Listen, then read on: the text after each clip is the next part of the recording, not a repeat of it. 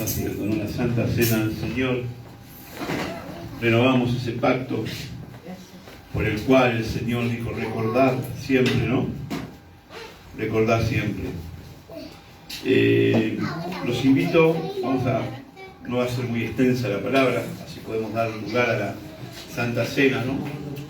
Es una palabra muy conocida.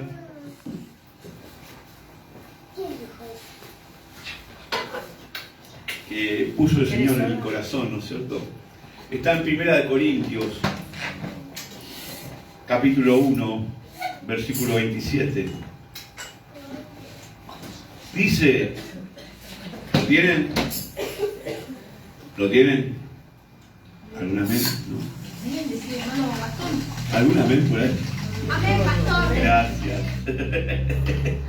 Entonces vamos a 1 Corintios, capítulo 1, versículo 27, y dice así la palabra del Señor. Sino que los necios, o sea, vamos al 26, perdón.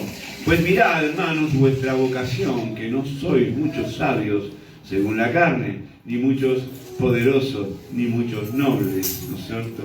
Sino que lo necio del mundo escogió Dios para avergonzar a los sabios, y lo débil del mundo escogió Dios para avergonzar, es cuando pongo el celular, tiene el problema de la puntuación. Vamos de vuelta. Sino que lo necio del mundo escogió Dios para avergonzar a los sabios, y lo débil del mundo escogió Dios para avergonzar a lo fuerte, y lo vil del mundo y lo menospreciado escogió Dios, y lo que no es, para deshacer lo que es, a fin de que nadie se jacte en su presencia, mas por Él estáis vosotros en Cristo Jesús, el cual nos ha sido hecho por Dios sabiduría, justificación y santificación y redención, para que como está escrito, el que se gloríese en el Señor. Amén. Padre, gracias te damos por tu palabra, por permitirnos, Señor, edificarnos a través de lo que tú nos hablas, Señor. Te pedimos, Señor, que pueda haber un espíritu de entendimiento, Señor, un espíritu de discernimiento, para que podamos, Señor, llegar, Señor, al punto del cual tú quieres, Señor. Y que podamos, Señor, en este día salir, Señor, gozosos por haber sido edificados nuevamente. Gracias en el nombre de Cristo Jesús. Amén y amén. ¿Qué cosa, no? Que hay tres particularidades que el apóstol Pablo nos está diciendo, ¿no? ¿Qué es lo que elige Dios, ¿no es cierto? Dios dice, sino que lo necio del mundo, no al necio, lo necio, ¿no?, del mundo escogió Dios para avergonzar a quien, a los sabios, aquellos que en algún momento se creían tener el poder con su capacidad, con su intelecto, con su sabiduría humana y no con la sabiduría que viene del Padre, ¿no es cierto? Y dice, y lo débil del mundo escogió Dios para avergonzar lo fuerte, ¿no es cierto? Y lo vil del mundo, o sea, lo menospreciado, ¿no?, escogió Dios, y lo que no es, para deshacer lo que es, dice la palabra. Entonces hay tres particularidades que nos explica el apóstol de qué es lo que ha elegido Dios, ¿no es cierto? Fíjense, nosotros cuando caminamos, cuando venimos del mundo, es como que venimos a veces medios necios, hermano. Venimos también medio, de alguna manera, nos creemos fuertes por haber venido del mundo, y también nos creemos que somos algo superior, ¿no es cierto? Pero la Biblia nos dice, nos habla en las figuras que ha presentado el Señor durante toda la historia bíblica, que hay algo que se está, digamos, de alguna manera tratando de sacar de contexto como de lo que nosotros creemos, ¿no es cierto? Fíjense, Dios imparte un juicio sobre la tierra, ¿no?, a través de Noé, el único corazón agradable a Dios, ¿no es cierto?, Y fíjense qué pasa después, ¿no? Otra vez las personas empiezan a tomar otro camino, se creen que Dios no es necesario, ¿no? Habían venido, fíjense, empieza todo en la Torre de Babel, empieza a gloriarse las personas de sí, de eso.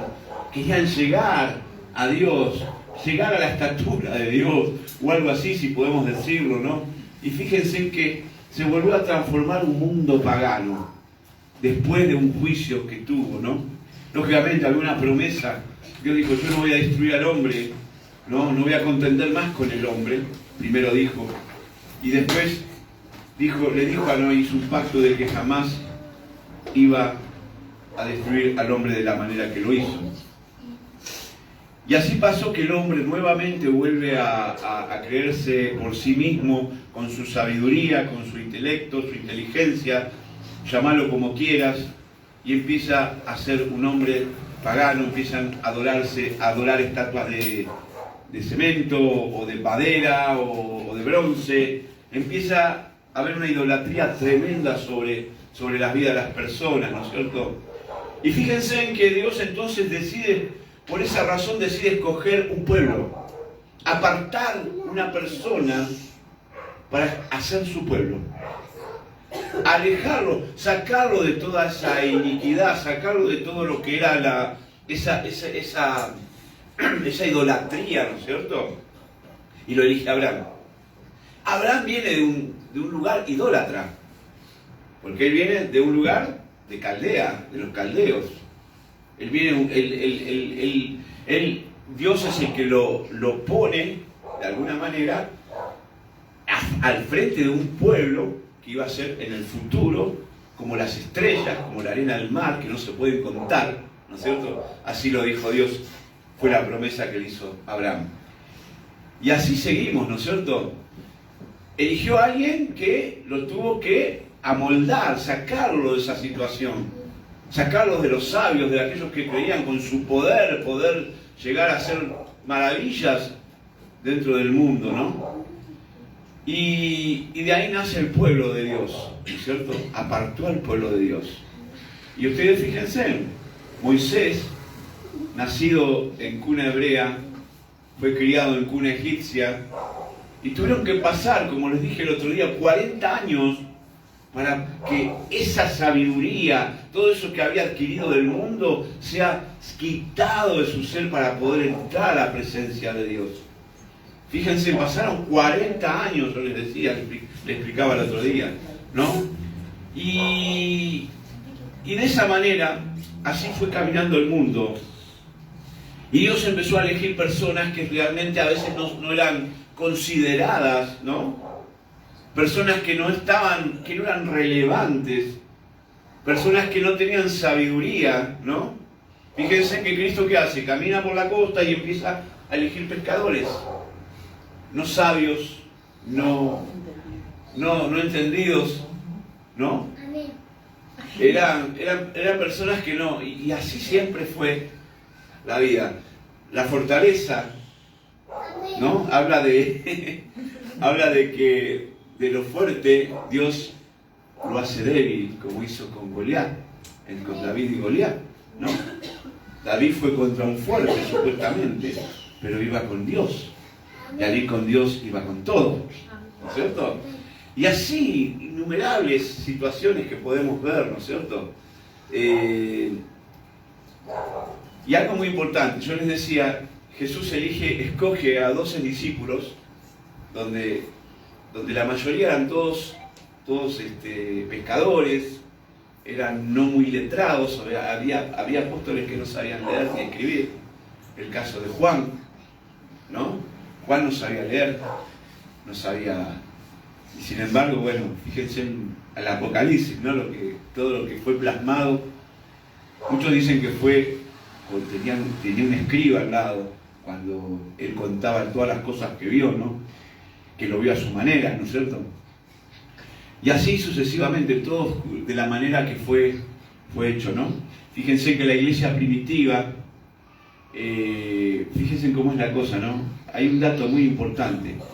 En las catapultas del Coliseo Romano, hay escrituras, ¿no? Hay escrituras de aquellos cristianos que fueron mártires, que se los daban a los leones, ¿no es cierto? Y de manera incorrecta, o sea, uno puede ir al Coliseo y ver de manera incorrecta, con falta de ortografía, con falta de tener dicción, ¿no es cierto? Escribían a Dios, ¿no? Las cosas en las paredes, ¿no? Y todo, o sea, no eran notables, no eran gente que escribían, que sabían leer, era lo bajo, lo que consideramos bajo, lo que consideramos vil, lo que se menosprecia, ¿no? No había un doctor escribiendo, un abogado o algo, ¿no? Y fíjense cómo es la historia, ¿no? Cómo Dios elige, ¿no? Y esta palabra que habla de elegir, ¿no es cierto?, nos habla también que nosotros somos escogidos. Amén. No es que nosotros elegimos. Mismo Cristo lo dice, ahí está en la pared, alguno me lo lee. Ahí está, léelo. Ustedes no fueron los que me eligieron a mí, sino que fui yo quien los eligió a ustedes. Les he mandado que vayan y sean como las ramas que siempre dan fruto. Así mi Padre les dará lo que ustedes le pidan en mi nombre. Juan 15:16. Muy bien. Muy bien. ¿Qué quiere decir esto? Que así, acá Pablo nos está diciendo que dice que de lo insensato, o sea, arranca, porque lo insensato de Dios es más sabio que los hombres y lo débil de Dios es más fuerte que los hombres. ¿No es cierto? Y después que en el 27, sino que lo necio del mundo escogió Dios para avergonzar a los sabios, ¿no? Y lo débil del mundo escogió Dios para avergonzar a lo fuerte, como lo hizo con Goliat. Y lo vil del mundo y lo menospreciado escogió Dios, y lo que no es para deshacer lo que es. Fíjense, la iglesia primitiva caminaba con esos principios, ¿no es cierto? De hecho, yo les decía que recién en el Coliseo Romano había gente, familias, que no eran sabias ni entendidas en la palabra, ni entendidas en lo que es la inteligencia humana, ¿no es cierto? Y estaban sometidas bajo el emperador, ¿no es cierto? El emperador se creía todo. O sea, todos alababan al emperador. Se hizo una idolatría en Roma del emperador. Y todo caminaba bien hasta que toma otro curso la iglesia. En el año 300 la iglesia empieza a tomar otro curso. Empieza a haber sabios, empieza a haber gente doctorada. A ver, yo te doy este puesto porque vos sabés más que este, ¿no? Inclusive Pablo, fíjense, Pablo era un hombre que era del Sanedrín, fue entrenado por Gamaliel, uno de los principales, ¿no? del Sanedrín, ¿no es cierto? Y fíjense que Pablo también, con toda esa sabiduría, llegó un momento que camino a Damasco fue frenado por Jesucristo. Y entonces le quita la visión el Señor y le dice, tú hoy me vas a servir o algo así, ¿no es cierto?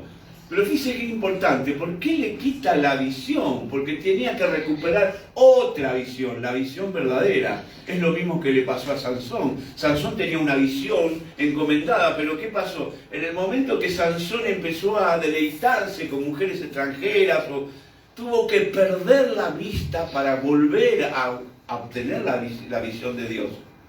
Y lo mismo le pasó a Pablo.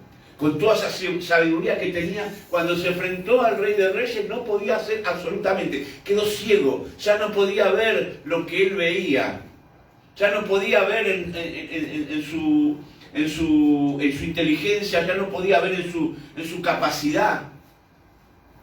Se quedó incapaz, ciego, no podía hacer nada. Tuvo que perder la vista para poder recuperar la verdadera visión que el Padre tenía para él. Amén. Quiere decir que todos podemos en el mundo tener cierto intelecto, cierta sabiduría, pero hermano, cuando llegás a la iglesia, todo lo que vos hiciste en el mundo, toda aquella sabiduría que vos creíste tener, Dios empieza a sacártela para darte otra sabiduría. para poder darte una sabiduría totalmente distinta, para poder sacarte todo aquello que no es bueno para tu vida y llenarte del Espíritu Santo, como lo hizo con Moisés, como lo hizo con muchas personas. A veces lleva más tiempo. A Moisés le llevó 40 años. A Pablo le llevó solamente un camino a Damasco. Dios hace las cosas como quiere y como está dispuesto y de la manera que Él quiere. ¿Por qué? Porque es su soberanía. Y nosotros cuando entendamos la soberanía de Dios, vamos a entender muchas cosas, hermanos. Cuando nosotros seamos capaces de comprender cuán soberano es el Señor para nosotros, entonces las cosas van a cambiar en nuestra vida. Vamos a sentir, vamos a pensar de otra manera, porque sabemos que tenemos un gobierno que nos ama, no un gobierno como los que tenemos ahora, que sin amor, desamorados, no piensan en el prójimo. El otro día hablamos que el gobierno de Dios es un gobierno totalmente que viene de los gobiernos, o sea, el diseño es de Dios, o sea, lo que delega, lo delega a Dios. La autoridad que nosotros vemos en el mundo es delegada por Dios. Ahora, si todos se creen que la autoridad se lleva por sí mismos, es un error muy grande. Dios saca reyes, quita reyes, pone reyes, quita reyes. Lo hizo con Saúl, ¿no es cierto? Él puso el rey, él lo sacó. Y él puso a David. Y así pasa, y los gobiernos pasa exactamente lo mismo. Pero ¿qué pasa? Como decíamos el otro día, el gobierno no tiene el amor. O sea, está la justicia, el reino de Dios y la justicia. Entre medio de esas dos cosas está el amor. Si nosotros hoy tuviéramos un amor, si tuviéramos un gobierno donde se implante el amor, entre la justicia y el reino de Dios esté el amor implantado, entonces sí vamos a creer que es un gobierno totalmente sano. Pero hoy no, porque todos se pelean por algo, por un puesto político o por algo, pero no hay un pensamiento sobre las personas. No hay un amor, porque no hay amor sobre las personas. Ese es el problema. Te pueden pintar un amor, te pueden pintar algo, pero no es así. Y cuando nosotros caminamos con el Evangelio, es muy normal que sintamos a veces que nos pueden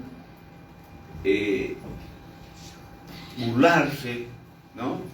Muchas veces, muchos tienen vergüenza del Evangelio por ese tema, por el temor a que venga alguien y te diga, no, mirá, pandereta, ¿qué haces todos los días también en la iglesia? ¿A vos te parece? Vamos a jugar a la pelota, vamos a comer un asadito, nos tomamos una cerveza, vamos a hacer esto, vamos a hacer el otro, ¿no? Y entonces te burlan. Muchos tienen vergüenza. ¿Por qué? Porque no tienen conciencia de que si Dios te está eligiendo por algo, no por... O sea, te está eligiendo porque sabe que contigo puede hacer algo, te está escogiendo. Sabe que contigo puede hacer algo. Gloria a Dios. Sabe que contigo, llenándote de la sabiduría de Dios, ¿no? Porque muchos dicen, recién yo hablaba de los gobiernos y todos hablan de José, ¿no? Pero José había un propósito muy, muy puntual de Dios. Había un propósito en el cual él debería traer a esas 60 y pico de personas que estaban en Canaán, ¿no?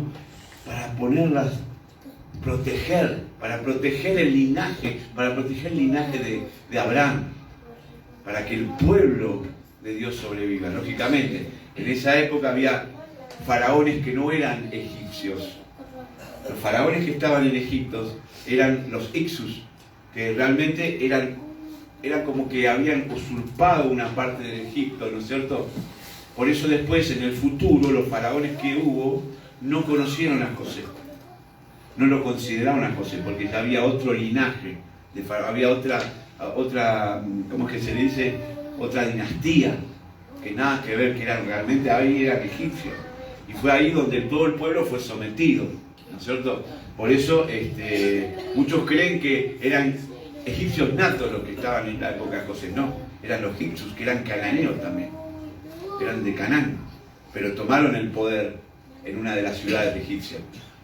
Con el tiempo, bueno, los egipcios lo fueron sacando Y por eso el nombre de José no quedó. Pero José llegó con la autoridad que llegó por el tema de un propósito.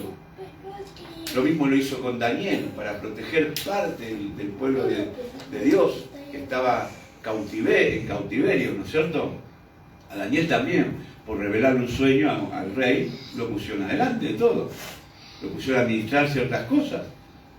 Y bueno, y es así. Todo lo que a veces creemos que está sobrevalorado, Dios no es que está 100% con esas personas. O sea, tiene que haber una transformación primero, ¿no? Debemos ser transformados. O sea, yo siempre me creí que con mi fuerza, con todo mi querer, yo podía tener una empresa.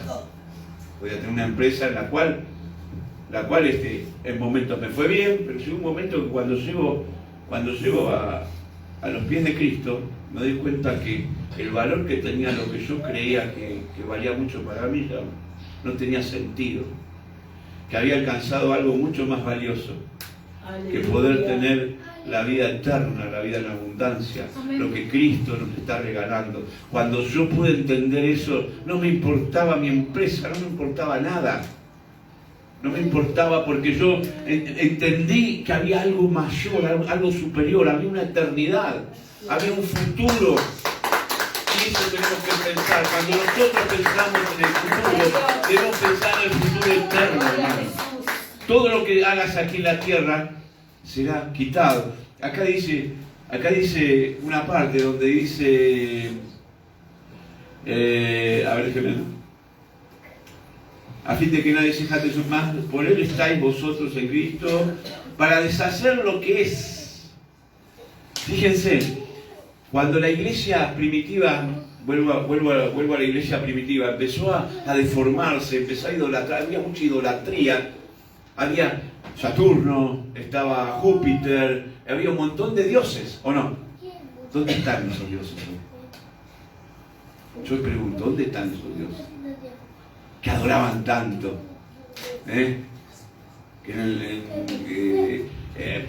si tenían que orar por la siembra iban a ese Dios. Hoy, ¿dónde están? Hay otros, pero esos se fueron. Esos no prosperaron, porque no tiene nada que ver, pero sí hoy en día aparecen otra vez ciertas idolatrías, ¿no? Porque el diablo se va renovando.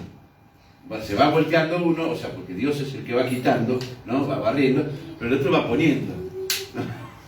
Idolatría. Y hoy en el mundo tenemos mucha idolatría, de imágenes, mismo de personas, ¿no? Hoy consideramos más a un ídolo de fútbol que a Dios, ¿o no? Hoy consideramos muchas cosas que no tienen nada que ver, pero le damos mucho más valor a eso que a las cosas de Dios, que a las cosas externas. Y entonces estamos viviendo un problema ahí muy grande. Y pasa con los pastores también, ¿no? Que se suben arriba del púlpito y quieren que, no sé, hasta se ponen en una posición para que lo alaben. Y eso es tremendo. Fíjense en que todo esto sigue pasando, se sigue sumando y se suma a la iglesia de Cristo. Lógicamente, nada es perdurable. Para Dios nada de esas cosas son perdurables. Son destruidas con el tiempo. O sea, nada de lo que esté fuera del contexto de Dios, todo lo que está fuera del contexto de Dios, nada va a perdurar. Todo será destruido, todo será quitado. Todo será de alguna manera totalmente quitado. Porque las obras de la tierra serán de alguna manera en algún tiempo quitadas. Por eso qué importante es poder decir, vamos a darle valor al eterno, al nuestro porvenir, nuestro futuro.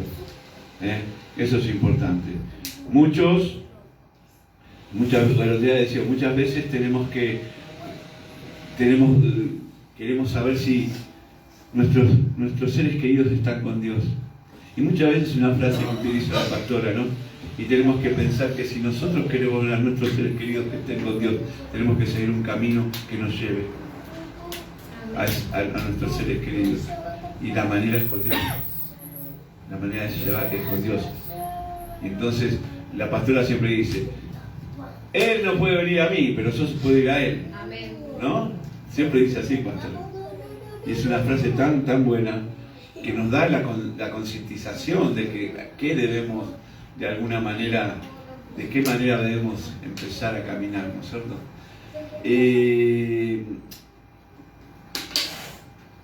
No te sientas menospreciado. Si te sentís menos, acordate que sos mucho más para Dios. Amén. Si te sentís débil, acordate que sos fuerte para Dios. Aleluya. Y si no te sentís sabio, dejá que Dios te va a llenar de sabiduría. Amén. No te puedo asegurar. Dios te va a llenar de sabiduría. Dios lo va a hacer. Dios lo va a hacer. Porque Él quiere que nosotros seamos entendidos, pero no entendidos en cosas mundanas. Él quiere que seamos entendidos en su palabra. Porque, como yo siempre les digo, hoy en la calle hay una necesidad. Y esa necesidad es Cristo. La necesidad que hoy tenemos en la calle es Cristo Jesús. Llevar a Cristo a las personas que no lo tienen. Y lo he repetido 20 veces y lo voy a repetir hasta el día que me muera. La gente, nosotros tenemos la obligación, el deber de llevarle a Cristo a la gente. No imponerlo, exponerlo. Amén. ¿No? Instar. Instar quiere decir exponer también. Estar, insistir, ¿no es cierto? Entonces debemos de alguna manera exponer. E insistir exponiendo, no imponiendo. Amén. Porque Dios no te impone Tal cual. nada. Dios no te impone nada. Dios no dice, vení para acá. Sí te escoge. No es contradictorio. Él te escoge. Él te escoge, pero no es contradictorio. La voluntad de seguirlo es nuestra. Amén. ¿No? Como decía ayer la pastora. En Deuteronomio Él te dice, aquí tenés la bendición y de este lado tenés la maldición. Ustedes eligen. Amén. Ese es el tema. Elijan. Y para poder elegir a veces, no solo el sentido común que tenemos, sino tener la sabiduría del Padre. Nosotros, ¿qué le pidió Salomón al Padre? Sabiduría. Entonces, ¿creen que nosotros, si nosotros le pedimos sabiduría al Padre, Él no nos la va a dar? Si nosotros le decimos, Señor, yo quiero la sabiduría para pertenecer a tu reino, para hacer las cosas como corresponde en tu reino, ¿vos crees que no te la va a dar el Señor? Probalo al Señor, probalo en eso. No solamente las bendiciones monetarias ni las bendiciones materiales, probalo en eso. Que te dé sabiduría, a ver cómo vas a ejercer tu ministerio, Amén. cómo vas a ir a buscar a esas almas que están perdidas, que no tienen esperanza. Nosotros tenemos esperanza. Eso es hermoso, que nosotros podamos tener la esperanza en Cristo Jesús. Y hay gente que se muere sin Cristo. Por eso yo siempre digo, hoy el Evangelio hay una urgencia de que sea transmitido, ¿no? A todo el mundo, a todas las personas. Y ayer había algo que se decía, ¿no? Que hasta que la última persona no sea predicada. La palabra dice que la palabra va a ser difundida en todo el mundo, ¿no es cierto? Que hasta que no esté difundida. Y fíjense, 200 años atrás la palabra no podía ser tan difundida como lo es ahora. Porque hoy incluso hasta un pastor puede hablar en un estadio de fútbol y puede transmitir esa palabra a través del continente, cruzar un continente. Hoy la comunicación justamente es una de las cosas que hace que también la palabra se expanda, ¿no? La buena comunicación, aclaremos, porque hay comunicaciones que son totalmente distorsionadas, ¿no es cierto? Y bueno, creamos eso, hermano. No nos sentamos avergonzados del Evangelio. El Evangelio es poder de Dios. El Evangelio es poder de Dios. Cuando nosotros sintamos que nos están burlando, que nos hablan con escarnio, o nos hablan de una manera que nos quieren avergonzar, hay uno que se encarga.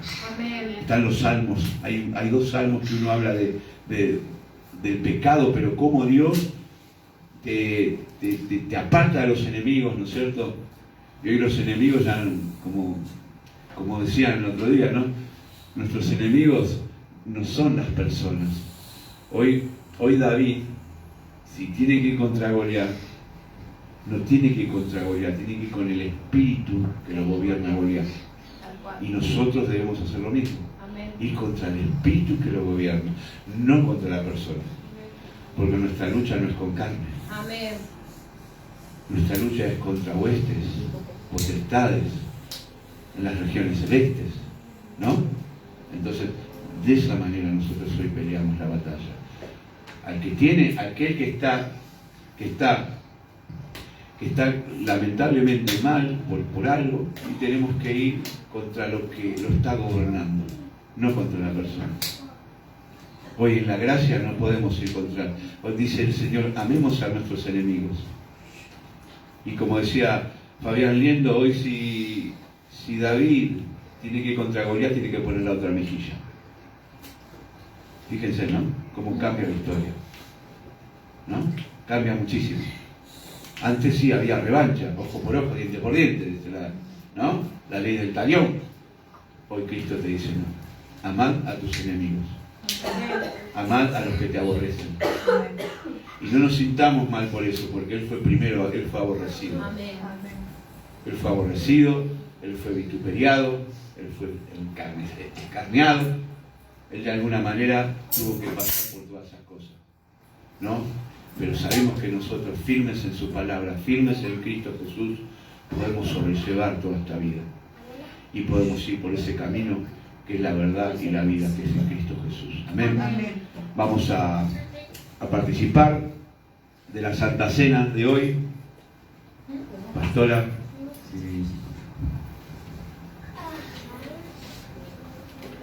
No sé si podemos poner alguna. O quiere el ministro.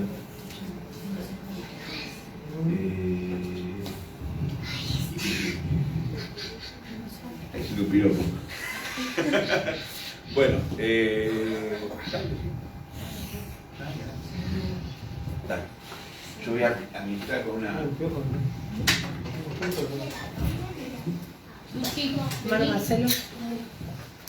Hermana María.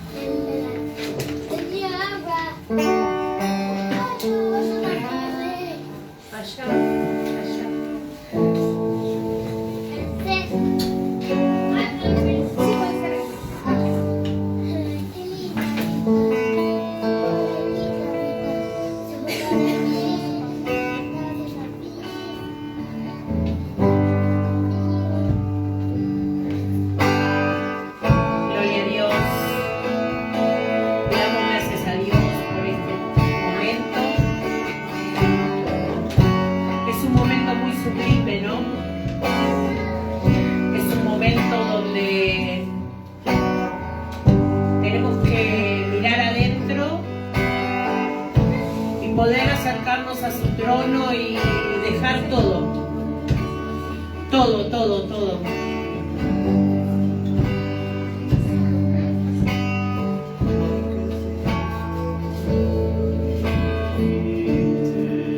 Deja tus cargas, deja todo aquello que quizás a veces te enoja.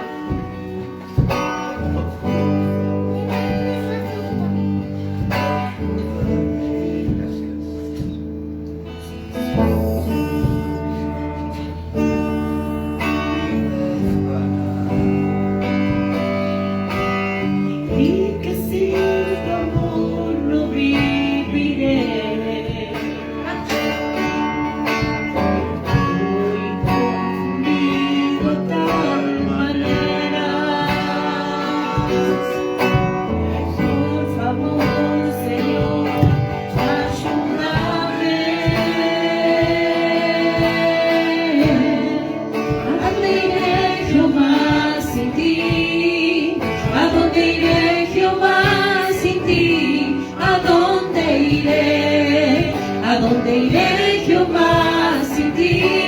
Si tú eres el fuego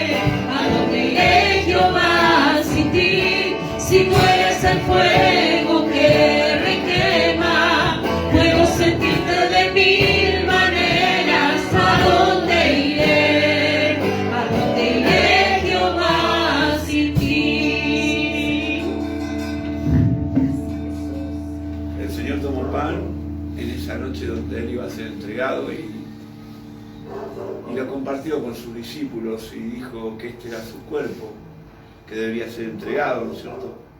Y que a través de Él iba a morir, su carne iba a morir.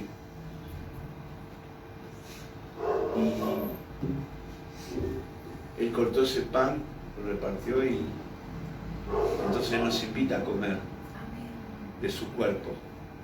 Así lo dijo Él: comed de mi cuerpo, este es mi cuerpo, el cuerpo que será inmolado, que será crucificado, maltratado, llámalo como quieras. Pero este pan representa el cuerpo de Cristo. Lo bendecimos en el nombre de Cristo Jesús para poder participar de Él. Amén.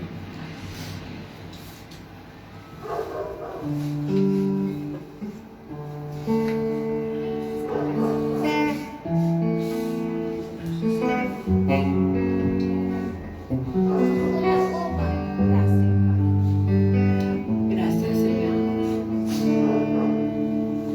Después tomó una copa de vino que representa su sangre, ¿no?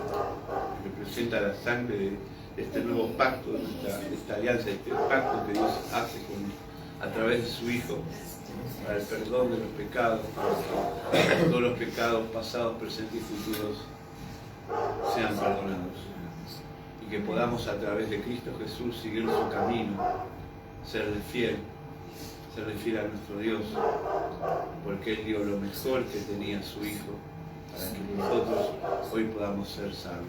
Eso significa cuán grande es su amor, cuán grande es su amor por sus hijos. Dice la palabra que Él dio a su Hijo, ¿no? Unigénito. ¿Cuánto amó Dios al mundo que dio a su Hijo unigénito para que podamos tener vida eterna? Y hoy a través de este pacto que lo renovamos mes a mes, hoy bebemos de este vino que representa su sangre para el perdón de los pecados. Participamos en el nombre de Cristo Jesús. Amén.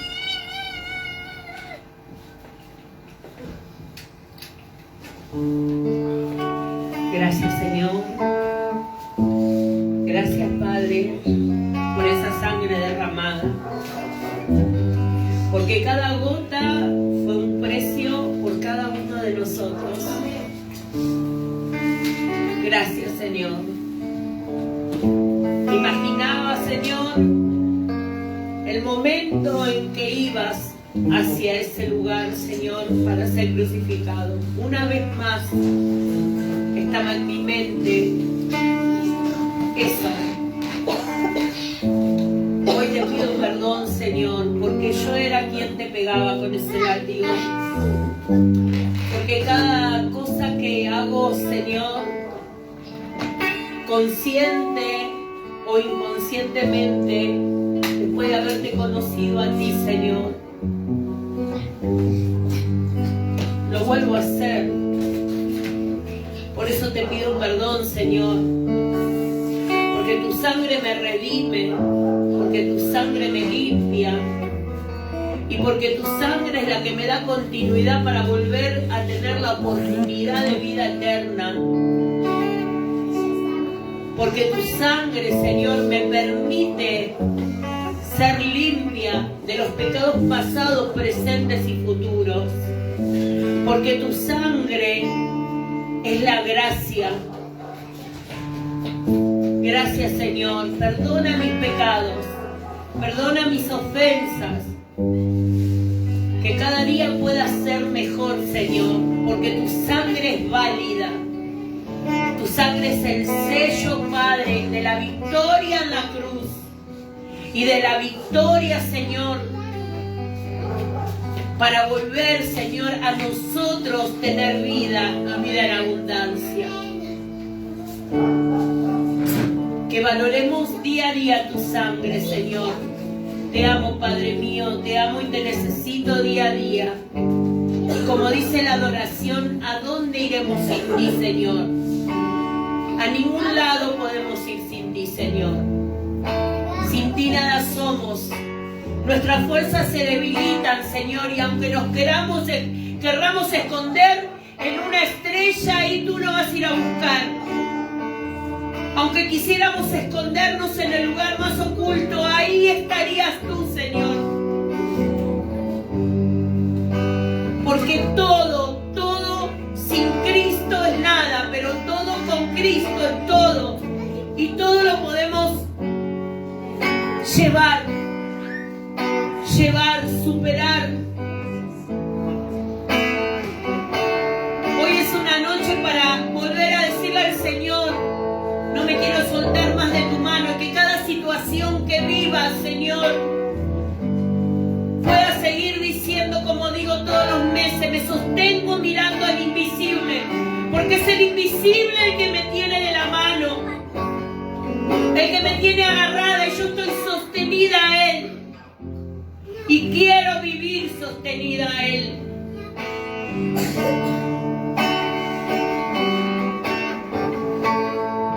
Decirle una vez más en esta noche: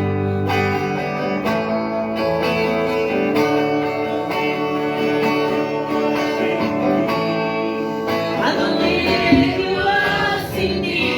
¿A dónde iré?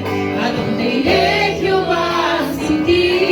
Si tú eres el fuego que me quema, quiero sentirte de mil maneras. ¿A dónde iré? ¿A dónde iré, Jehová, sin ti? Sí, Señor. Gracias, Señor. Gracias por esta noche, Señor. Gracias, Padre. Gracias por cada hermano que se hizo presente, Señor. Gracias. Gracias, y te pido fortaleza para aquellos, Señor, que quizás con su corazón y con su mente quieren estar, Señor. Hoy te pido, Señor, que los fortalezcas, Señor, y que puedan llegar el próximo culto, Padre. Te lo pedimos en el nombre poderoso de Jesús. Bendecimos este culto, Señor. Lo bendecimos y te agradecemos, Señor, por este tiempo.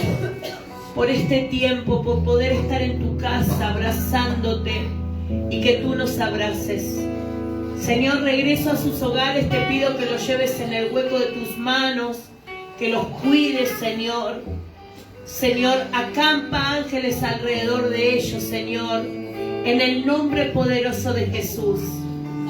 Bendecimos a los que se han conectado del otro lado, Padre, y te damos gracias por sus vidas, Señor, y que, si es permitido por ti, puedan estar la próxima Santa Cena en este lugar.